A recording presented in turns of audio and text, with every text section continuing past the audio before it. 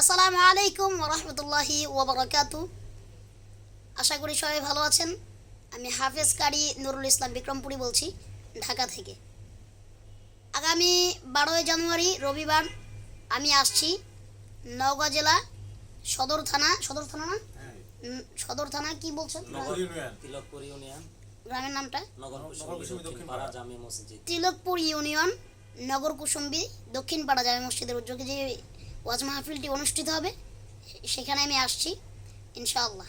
আপনাদের পক্ষ থেকে আমাদেরকে দাওয়াত করতে এসেছেন আপনাদের সম্মানিত এলাকার একজন বক্তা সাহেব, উনি হচ্ছেন আবু জাফর ভাই।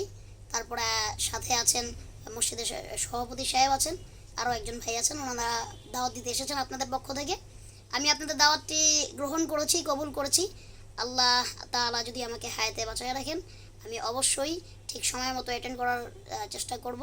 আমি আসবো ইনশাল্লাহ, এবং পুরো নওগাঁবাসীকে দাওয়াত, আপনারাও আসবেন ইনশাল্লাহ, আপনাদের সাথে দেখা হবে। সবাই ভালো থাকবেন, সুস্থ থাকবেন, আমাদের জন্য দোয়া করবেন।